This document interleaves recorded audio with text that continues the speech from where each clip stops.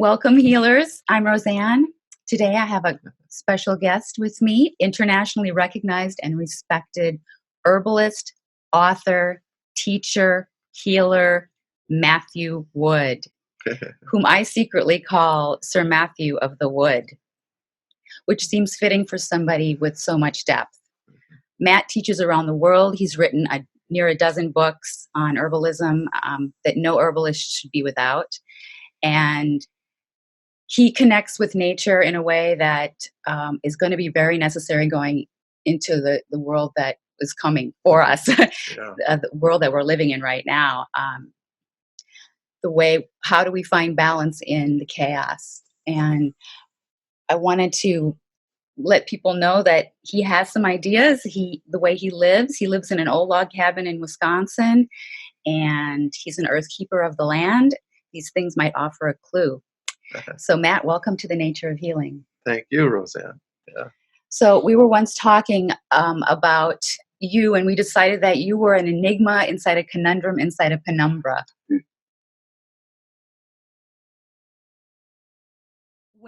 So I liken this description to your connection to nature, because it's so hard for people to understand how to connect to nature because they don't necessarily connect with themselves. So how do you have that special relationship with the plants, and how do you nurture that relationship?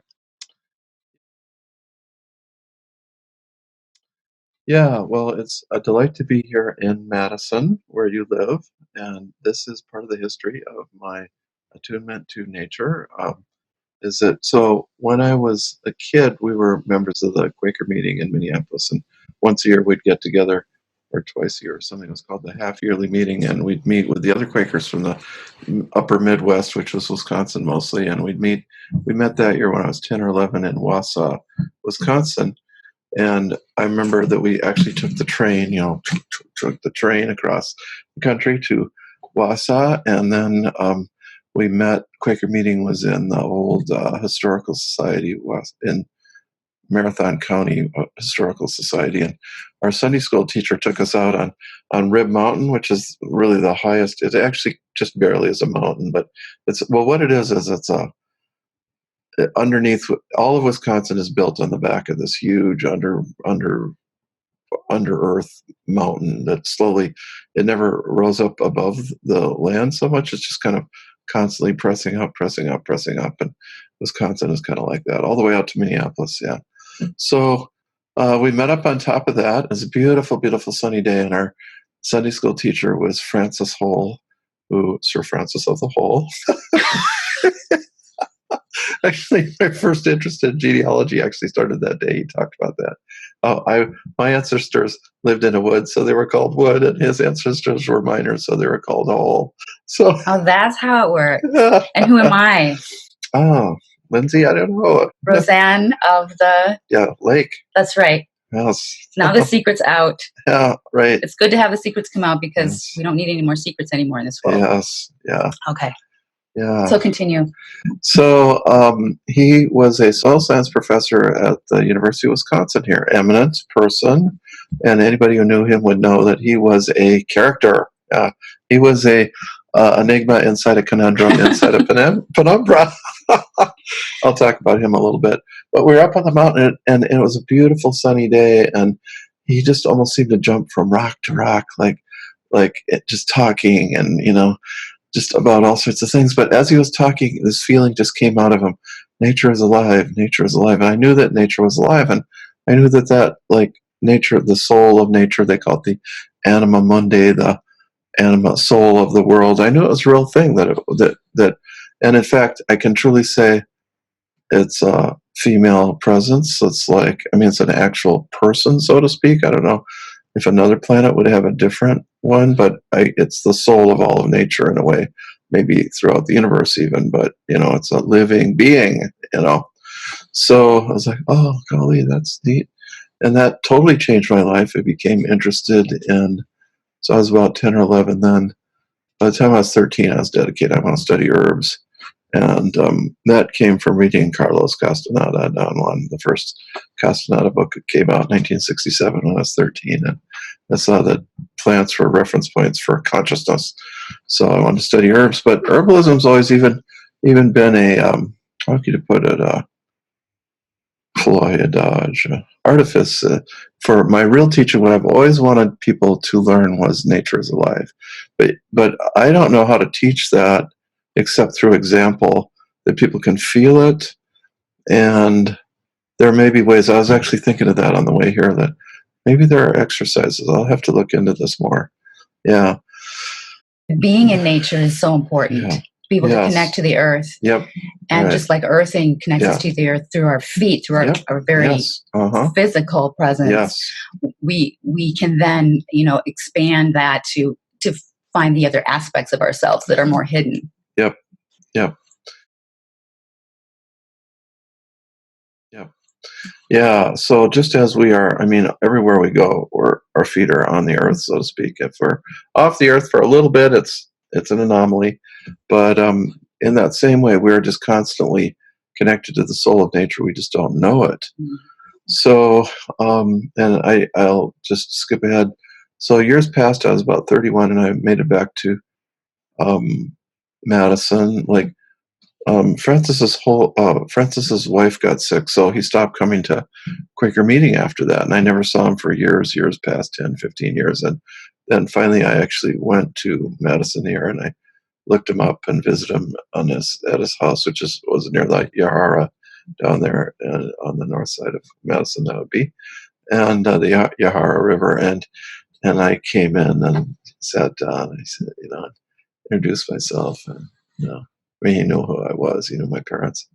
He taught my mother organic gardening. So yeah. So I thanked him for that day, and he said, "Oh, that was a beautiful day." Like he remembered it, like I did. The sun, just the beautiful, Wow. yeah.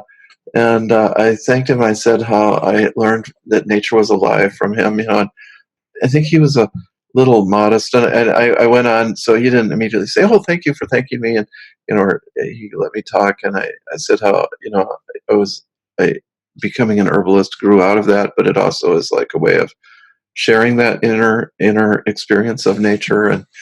And finally he sat back. He said, "Ah, yes, like, you have chosen well. You have chosen this. People crave that connection with the living nature, and they don't know how to get there, and they will always need that. And you have chosen well because you will always be in demand."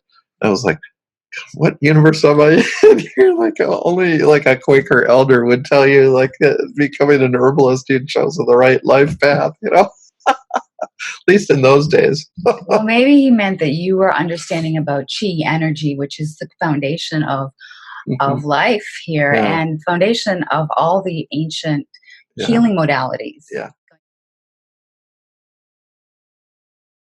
Nature's live, yes, and nature is connected to, so vitality, the life force, the chi comes out of nature. It's on loan. I always say, there's this greater nature outside of us, but each of us has our own little sliver of nature, our own little personal assignment, which is we can learn about nature, even if we feel cut off as modern people do from the rest of nature, the world, other people. We have that little bit of nature that we are in charge of to manage, and we can either sign it over to the doctors. The doctors say what their basic idea is. Uh, oh, you can't trust nature. Let us manage your health for you. Instead of let nature manage your health.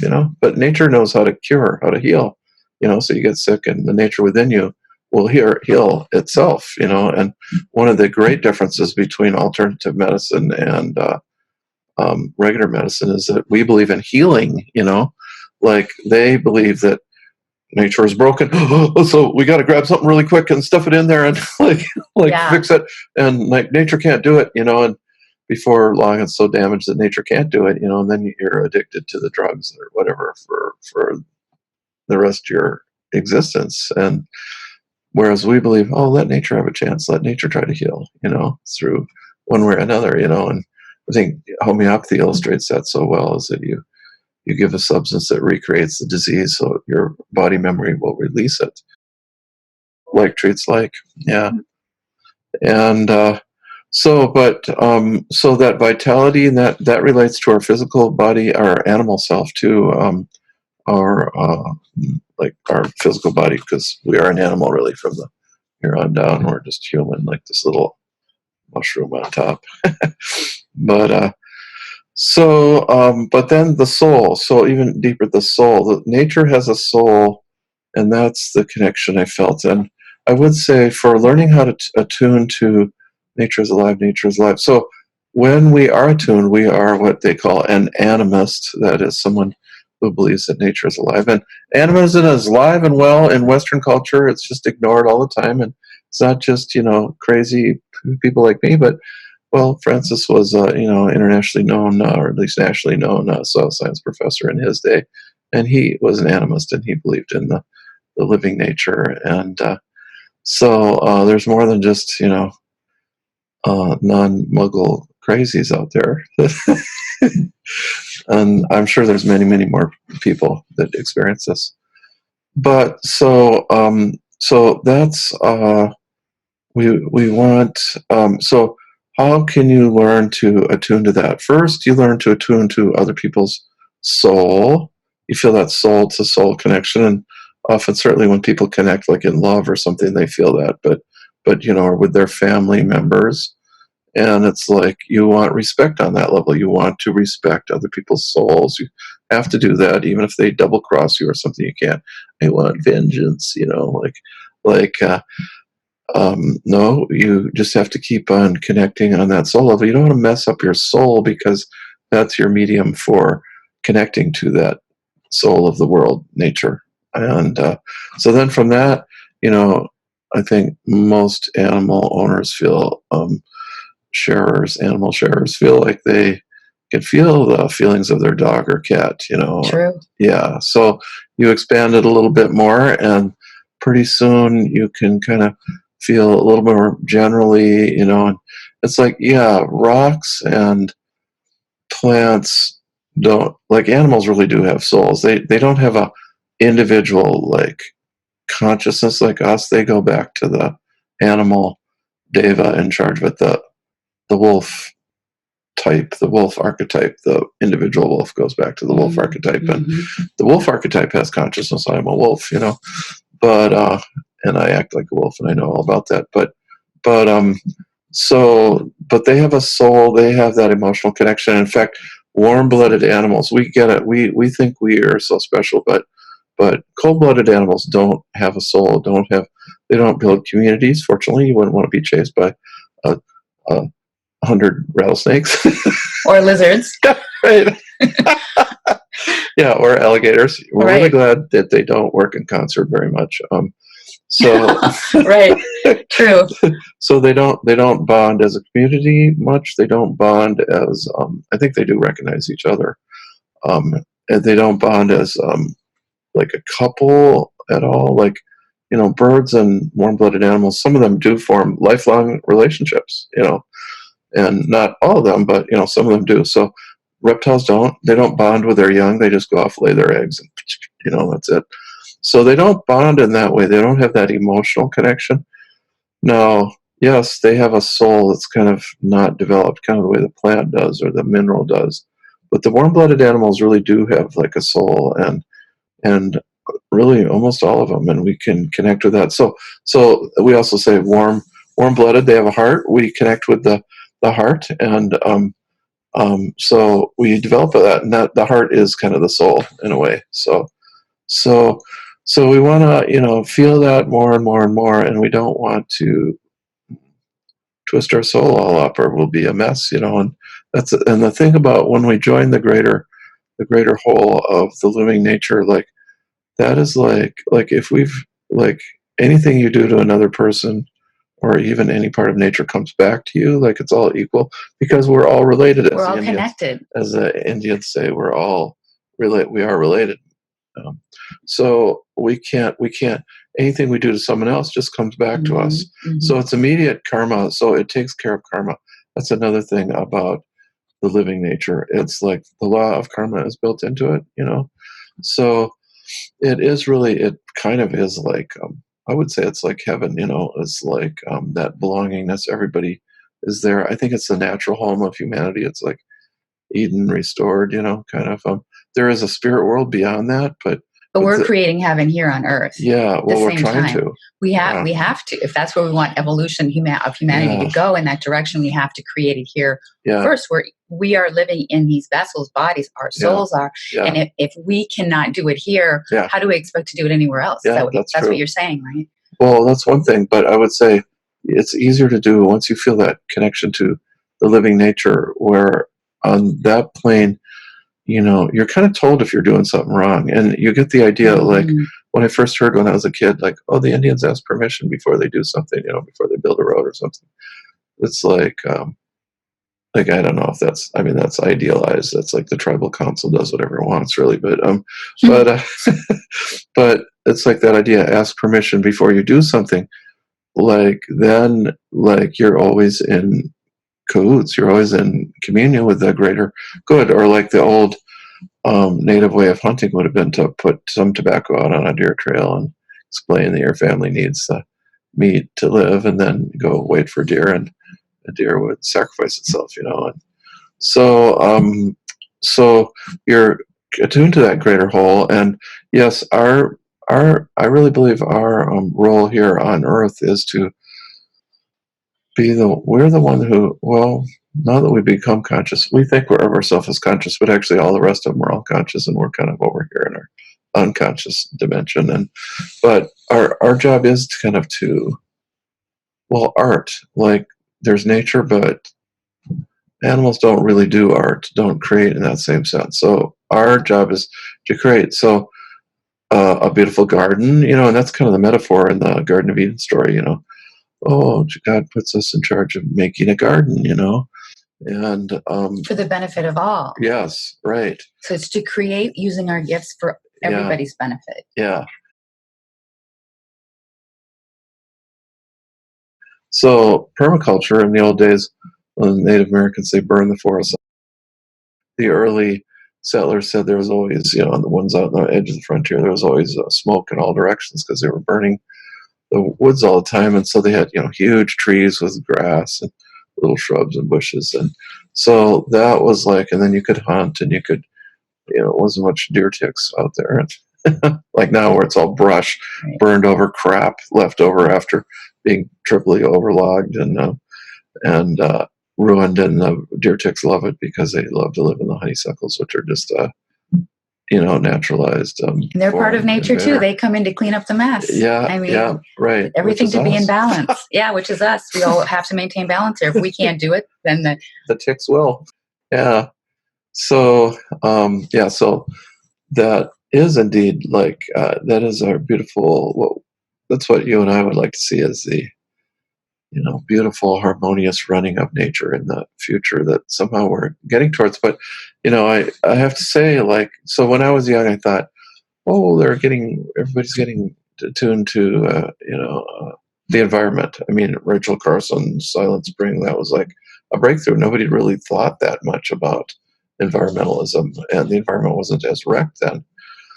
And the environment is much more wrecked now. And just in my lifetime, I'm 63. I'll be 64, 65 rather next spring. So I'll count myself as 65. So I'm really old and have all this, No, you're wise. You have the wisdom of your years, and you're sharing that. Hopefully, people are hopefully listening to that. Well, that's what we can benefit from our age is wisdom. Yes. Yeah.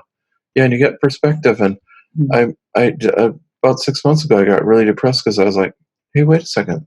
They didn't improve the environment. The environment's worse. It's like way worse. It's like the Wisconsin forest. So the forestry laws in Minnesota and Wisconsin are real different. And this is just a wasteland now. Like it is a lot of just honeysuckle cut over. And first they cut all the hardwoods, the pine trees. And then more hardwoods coming up, and they cut them. And then finally there's just poplar. They cut that. And then there's just honeysuckle, and buckthorn and things. So invasive species that are shrubby and won't let the original trees come back because they're just sabotaging nature. Yeah, well, we've sabotaged it. So according to man's laws, though, I think if people who live on the land were in charge, unlike the government that dictates how they should live, Yeah. I think we would have a little more control over our environment, I hope. No, I don't trust the people out there either. I mean, like, like say, for instance, Trump is now allowing all this mining on in the boundary waters on federal land everywhere, mining, and and like his base is rural, and they want to exploit the land, and a lot of them are not in favor of environmentalism. So you go through southern Ohio, it's just all. I mean, it's supposed to be reclaimed, but it's all just slag heaps with acid ponds that nothing will grow because it's been coal mined to death. That's what I say about man's laws. It isn't just Yeah. one president. It isn't Trump by himself, No. or Bush, or Yeah. Obama. It's Yeah. the system set up to do Yeah. this. Yeah. No, I These would are say just figureheads. if he wasn't there, it would Somebody else. still be deteriorating, but at a slightly slower level. But it is deteriorating. Like, so in Wisconsin here, the law, if you own 80 acres of woods, you pay twice as much taxes if you manage it. If you allow the DNR to manage it, then you pay half the taxes. Well, there's two ways to manage woods. That's called top grading, when you cut all the valuable trees and leave the crap left over. And then you do that 2 or 3 times, and then there's nothing left, Or there's bottom grading, where you cut the dead, the sick, and the trees that are in the way of the other trees. And that's the way. That's bottom grading really builds the forest, and that's what permaculture, and that's what the old burning of the forest amounted to. It's very similar sort of process.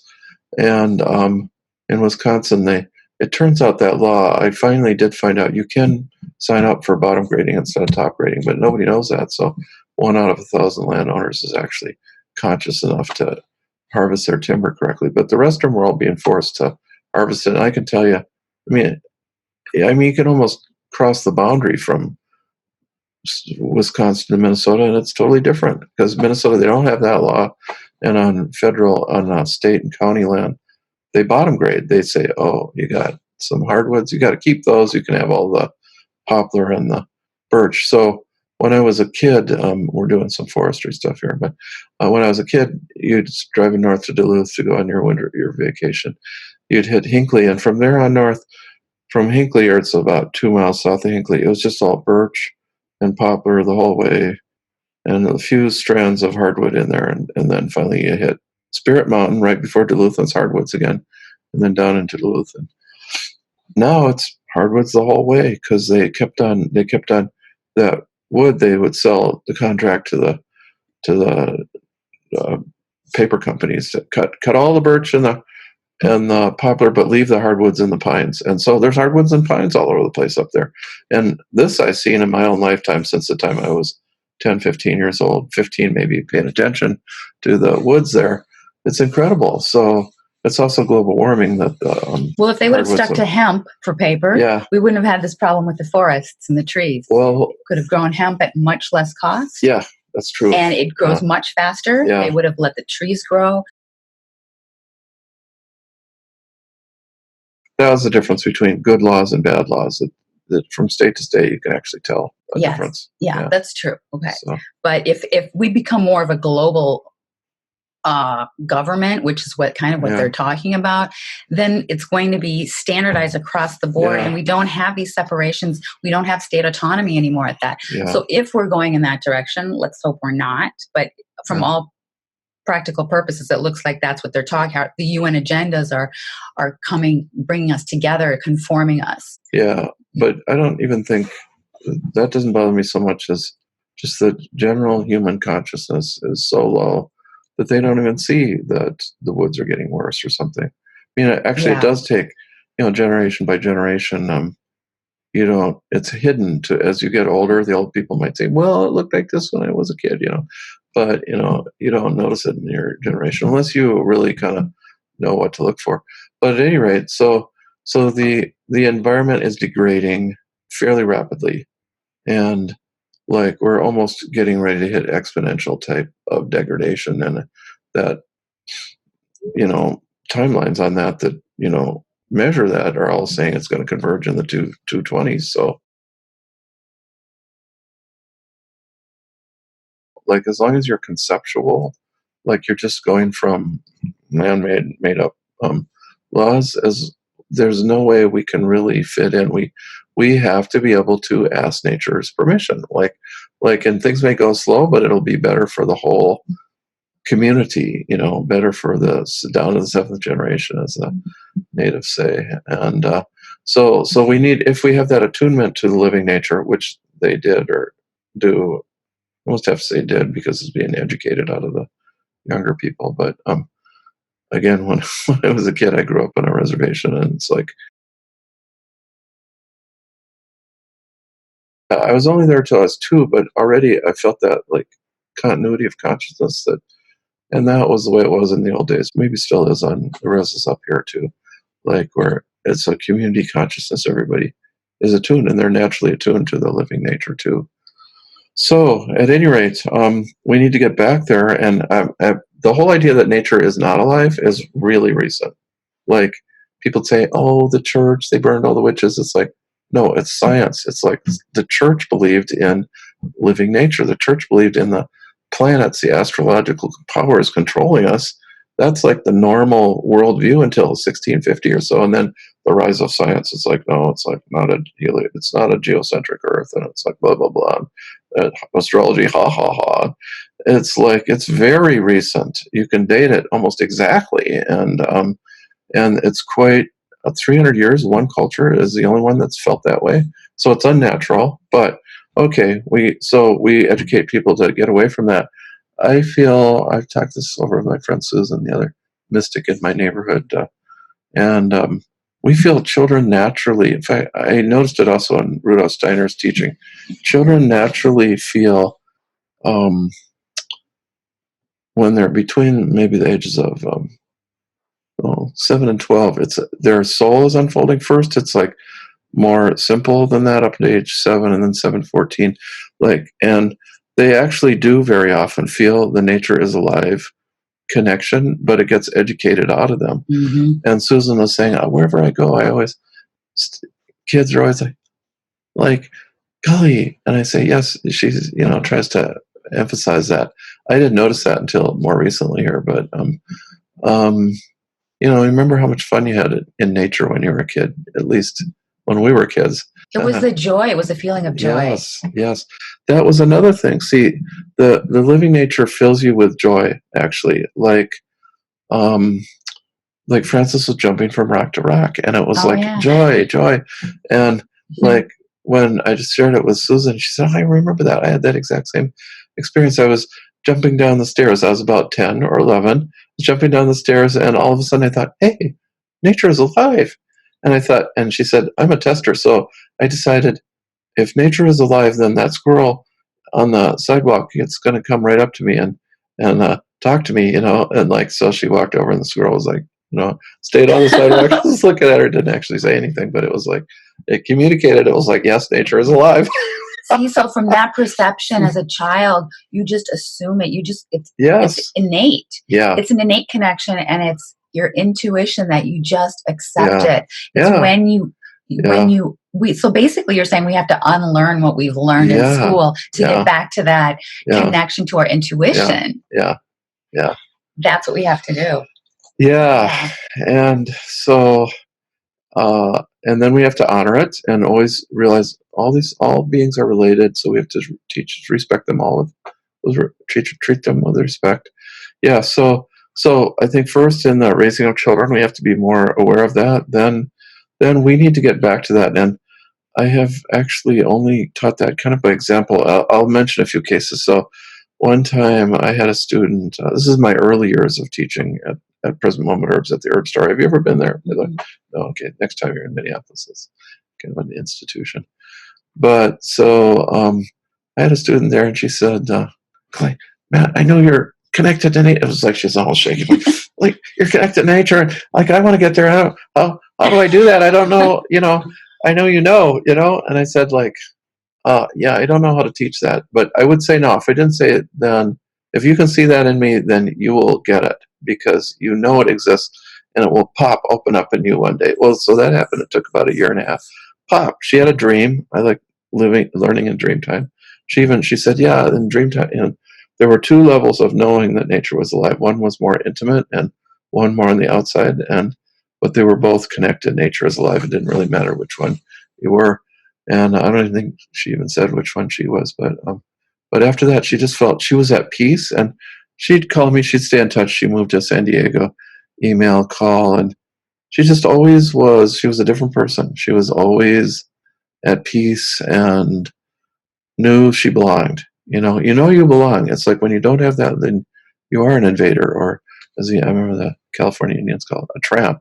You know, you're homeless in a true spiritual sense. Oh yeah, so it's about coming home. Yeah, coming back home to your heart, to your soul, yeah, to your connection to nature. That's yeah, how you connect to nature. Is yeah, you really have to think about coming home. It's a shift in perception. yeah, yeah.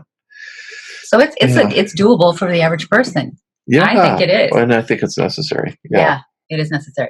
Well, I think this is a good place to stop this segment first, and Okay. then we'll go on to the next subject. So thank you all for listening. This is part one of many parts, so I won't say how many parts. And a big thank you to Matthew Wood. It's been a pleasure and a privilege, as always. And until next time, lots of love.